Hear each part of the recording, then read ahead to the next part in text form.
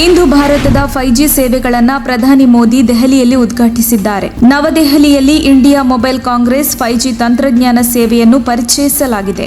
ಈ ಮೂಲಕ ಭಾರತ 5G ಯುಗಕ್ಕೆ ಪ್ರಾರಂಭವಾಗಿದೆ. ಸದ್ಯಕ್ಕೆ ವಾಣಿಜ್ಯ ಉದ್ದೇಶಗಳಿಗೆ ಮಾತ್ರ 5G ಸೌಲಭ್ಯ ಲಭ್ಯವಾಗಲಿದ್ದು, ಇನ್ನೊಂದು ವರ್ಷದೊಳಗೆ ಜನಸಾಮಾನ್ಯರಿಗೂ ಈ ಸೇವೆ ಸಿಗಲಿದೆ.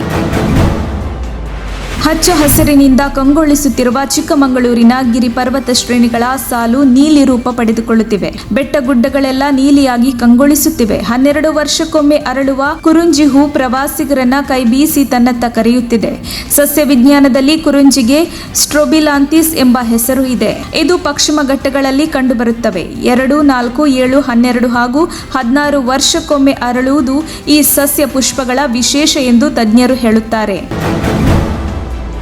ಕಳ್ಳತನ ಆರೋಪದ ಮೇಲೆ 11 ವರ್ಷದ ದಲಿತ ಬಾಲಕನನ್ನ ವಿದ್ಯುತ್ ಕಂಬಕ್ಕೆ ಕಟ್ಟಿಹಾಕಿ ಅಮಾನುಷವಾಗಿ ಥಳಿಸಿದ ಆರೋಪ ಚಿಂತಾಮಣಿ ತಾಲೂಕಿನ ಕೆಂಪದೇನಹಳ್ಳಿ ಗ್ರಾಮದಲ್ಲಿ ನಡೆದಿದೆ. ಗ್ರಾಮದ ಸವರ್ಣೀಯ ನಾಗರಾಜ್ ಎಂಬುವರ ಮಗಳ ಕಿವಿ ಓಲೆಯನ್ನು ಬಾಲಕ ಕದ್ದಿದ್ದಾನೆಂದು ಆರೋಪಿಸಿ ಸಾರ್ವಜನಿಕರ ಸಮ್ಮುಖದಲ್ಲಿ ಗ್ರಾಮದಲ್ಲಿ ಕಂಬಕ್ಕೆ ಕಟ್ಟಿಹಾಕಿ ಥಳಿಸಿದ್ದಾರೆಂದು ಬಾಲಕ ಆರೋಪಿಸಿದ್ದಾನೆ. ಮಗನ ರಕ್ಷಣೆಗೆ ಹೋದ ಆತನ ತಾಯಿಗೂ ಹಲ್ಲೆ ಮಾಡಿದ್ದಾರೆ. ಬಾಲಕ ಹಾಗೂ ಆತನ ತಾಯಿ ಚಿಂತಾಮಣಿ ತಾಲೂಕು ಆಸ್ಪತ್ರೆಗೆ ದಾಖಲಾಗಿ ಚಿಕಿತ್ಸೆ ಪಡೆಯುತ್ತಿದ್ದಾರೆ. ಚಿಂತಾಮಣಿ ಗ್ರಾಮಾಂತರ ಠಾಣೆಯಲ್ಲಿ ದಲಿತ ದೌರ್ಜನ್ಯ ತಡೆ ಕಾಯ್ದೆಯಡಿ ಪ್ರಕರಣ ದಾಖಲಾಗಿದೆ. ಕೆಂಪದೇನಹಳ್ಳಿ ಗ್ರಾಮದ ನಾರಾಯಣಸ್ವಾಮಿ, ನವೀನ, ನಂಜೇಗೌಡ, ಹರೀಶ, ನಾಗರಾಜ್ ಸೇರಿದಂತೆ ಹಲವರ ವಿರುದ್ಧ ಪ್ರಕರಣ ದಾಖಲಾಗಿದೆ.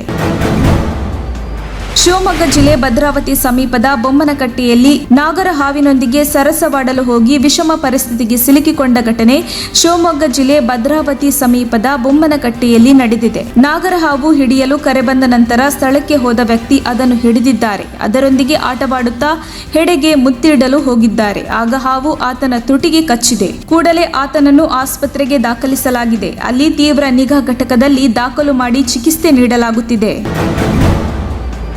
ಗಾಂಧಿ ಜಯಂತಿ ನಿಮಿತ್ತ ಬೆಂಗಳೂರಿನಲ್ಲಿ ಪ್ರಾಣಿ ಹತ್ಯೆ ಮತ್ತು ಮಾಂಸ ಮಾರಾಟವನ್ನು ನಿಷೇಧಿಸಿ ಆದೇಶ ಹೊರಡಿಸಿದೆ. ಇದೇ ಅಕ್ಟೋಬರ್ 2ರಂದು ಗಾಂಧಿ ಜಯಂತಿ ಹಿನ್ನೆಲೆಯಲ್ಲಿ ರಾಜ್ಯ ಪಶು ಸಂಗೋಪನಾ ಇಲಾಖೆ ಈ ಆದೇಶ ಹೊರಡಿಸಿದ್ದು, ಇಲಾಖೆ ಹೊರಡಿಸಿರುವ ಸುತ್ತೋಲೆಯಲ್ಲಿ ಬಿಬಿಎಂಪಿ ವ್ಯಾಪ್ತಿಯಲ್ಲಿರುವ ಎಲ್ಲ ಕಸಾಯಿಖಾನೆಗಳಲ್ಲಿ ಪ್ರಾಣಿಗಳನ್ನು ಕಡಿಯುವುದನ್ನು ಮತ್ತು ಮಾಂಸ ಮಾರಾಟ ಮಾಡುವುದನ್ನು ನಿಷೇಧಿಸಲಾಗುವುದು ಎಂದು ಹೇಳಿದೆ. ಪರಿಶಿಷ್ಟ ಪಂಗಡ ಎಸ್ಟಿ ಸಮುದಾಯಗಳ ಮೀಸಲಾತಿಯನ್ನು 6% 10ಕ್ಕೆ ಹೆಚ್ಚಿಸಿ ತೆಲಂಗಾಣ ಸರ್ಕಾರ ಶುಕ್ರವಾರ ತಡರಾತ್ರಿ ಆದೇಶ ಹೊರಡಿಸಿದೆ. ತೆಲಂಗಾಣ ವಿಧಾನಸಭೆಯು ಏಪ್ರಿಲ್ 2017ರಲ್ಲಿ ಎಸ್ಟಿ ಸಮುದಾಯದ ಮೀಸಲಾತಿಯನ್ನ 10%ಕ್ಕೆ ಹೆಚ್ಚಿಸುವ ಮಸೂದೆ ಅಂಗೀಕರಿಸಿತ್ತು. ಅದೇ ವರ್ಷ ಮಸೂದೆಯನ್ನು ರಾಷ್ಟ್ರಪತಿಗಳ ಒಪ್ಪಿಗೆಗಾಗಿ ಭಾರತ ಸರ್ಕಾರಕ್ಕೆ ಕಳುಹಿಸಲಾಗಿದ್ದರೂ 6 ವರ್ಷಗಳ ನಂತರ ರಾಜ್ಯ ಸರ್ಕಾರದಿಂದ ಹಲವಾರು ಪ್ರಾತಿನಿಧ್ಯಗಳ ಹೊರತಾಗಿಯೂ ಅದು ಇನ್ನೂ ಬಾಕಿ ಉಳಿದಿದೆ. ಹೀಗಾಗಿ ಮೀಸಲಾತಿ ಹೆಚ್ಚಳವನ್ನ ತಕ್ಷಣವೇ ಜಾರಿ ತರುವಂತೆ ರಾಜ್ಯ ಸರ್ಕಾರ ಶುಕ್ರವಾರ ಆದೇಶ ಹೊರಡಿಸಿದೆ. ವಾಣಿಜ್ಯ ಬಳಕೆಯ ಸಿಲಿಂಡರ್ಗಳ ಬೆಲೆ 25 ರೂಪಾಯಿ 5 ಪೈಸೆ ಇಳಿಕೆಯಾಗಿದ್ದು, ನೂತನ ಪರಿಷ್ಕೃತ ದರ ಅಕ್ಟೋಬರ್ 1 ಇಂದಿನಿಂದ ಅನ್ವಯವಾಗಲಿದೆ. ಭಾರತೀಯ ತೈಲ ಪ್ರಾಧಿಕಾರದ ಅಧಿಸೂಚನೆ ಪ್ರಕಾರ ಪರಿಷ್ಕೃತ ದರ ಇಂದು ಜಾರಿಗೆ ಬರಲಿದೆ. ದರ ಇಳಿಕೆಯಿಂದಾಗಿ ರಾಜಧಾನಿ ಬೆಂಗಳೂರಿನಲ್ಲಿ ಇಂದು ವಾಣಿಜ್ಯ ಬಳಕೆ ಸಿಲಿಂಡರ್ ಬೆಲೆ 1685 ರೂಪಾಯಿ 5 ಪೈಸೆಯಾಗಿದೆ. ಕಳೆದ ತಿಂಗಳು ಸೆಪ್ಟೆಂಬರ್ 1ರಂದು ವಾಣಿಜ್ಯ ಬಳಕೆ ಸಿಲಿಂಡರ್ ಬೆಲೆಯನ್ನು ಇಳಿಸಲಾಗಿತ್ತು. ಅದಕ್ಕೂ ಮೊದಲು ಜುಲೈ 6ರಂದು ದರ ಪರಿಷ್ಕರಣೆಗೊಂಡಿತ್ತು. ಗೃಹ ಬಳಕೆ ಎಲ್ಪಿಜಿ ದರ ಯಥಾಸ್ಥಿತಿ ಮುಂದುವರೆದಿದೆ. ಭಾರತ ವಿಭಜನೆಯ ಪಿತಾಮಹನ ಪಕ್ಷದಿಂದ ಭಾರತದ ಐಕ್ಯತೆ ಸಾಧ್ಯವೇ? ತನ್ನ ಅಧಿಕಾರದ ಅಪಹಪಿಗೆ ದೇಶವಾಸಿಗಳ ರಕ್ತ ಹರಿಸಿದ ಪಕ್ಷದಿಂದ ಭಾರತದ ಐಕ್ಯತೆ ಸಾಧ್ಯವೇ ಎಂದು ಕಾಂಗ್ರೆಸ್ ನಾಯಕ ರಾಹುಲ್ ಗಾಂಧಿ ನೇತೃತ್ವದಲ್ಲಿ ನಡೆಸುತ್ತಿರುವ ಭಾರತ ಜೋಡೋ ಯಾತ್ರೆ ಕುರಿತು ಬಿಜೆಪಿ ಲೇವಡಿ ಮಾಡಿದೆ. ಈ ಸಂಬಂಧ ಟ್ವೀಟ್ ಮಾಡಿರುವ ಬಿಜೆಪಿ, ಭಾರತದ ಐಕ್ಯತೆ ಯಾತ್ರೆಯ ನಿಜವಾದ ಅಜೆಂಡಾ ಭಾರತ ವಿಭಜನೆಯೇ ಆಗಿದೆ ಎಂದು ವಾಗ್ದಾಳಿ ನಡೆಸಿದೆ.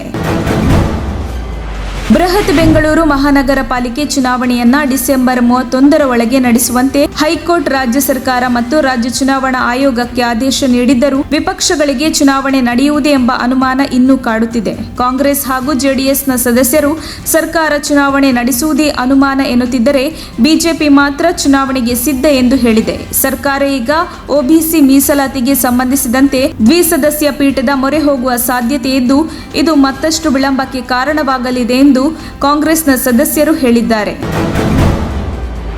ನಾಗ್ಪುರದಲ್ಲಿ ಆರ್ಎಸ್ಎಸ್ ಮುಖ್ಯಸ್ಥ ಮೋಹನ್ ಭಾಗವತ್ ಮಾಂಸಾಹಾರದ ಕುರಿತು ಅಸಹನೆ ವ್ಯಕ್ತಪಡಿಸಿದ್ದಾರೆ. ಆರ್ಎಸ್ಎಸ್ನ ಅಂಗಸಂಸ್ಥೆ ಭಾರತ್ ವಿಕಾಸ್ ಮಂಚ್ ಆಯೋಜಿಸಿದ್ದ ಕಾರ್ಯಕ್ರಮದಲ್ಲಿ ಮಾತನಾಡಿದವರು, ನೀವು ತಪ್ಪು ರೀತಿಯ ಆಹಾರ ಸೇವಿಸುತ್ತಿದ್ದರೆ ಅದು ನಿಮ್ಮನ್ನು ತಪ್ಪು ದಾರಿಗೆ ಕೊಂಡೊಯ್ಯುತ್ತದೆ. ಜನರು ತಾಮಸಿಕ ಆಹಾರ ತಿನ್ನಬಾರದು, ಅತಿಯಾದ ಹಿಂಸೆಯನ್ನು ಒಳಗೊಂಡ ಆಹಾರವನ್ನು ಸೇವನೆ ಮಾಡಬಾರದು ಎಂದು ಸಲಹೆ ನೀಡಿದ್ದಾರೆ. ಇನ್ನು ಮೋಹನ್ ಭಾಗವತ್ ಹೇಳಿಕೆ ದೇಶಾದ್ಯಂತ ಮಾಂಸಾಹಾರಿಗಳ ಬೇಸರಕ್ಕೆ ಕಾರಣವಾಗಿದೆ.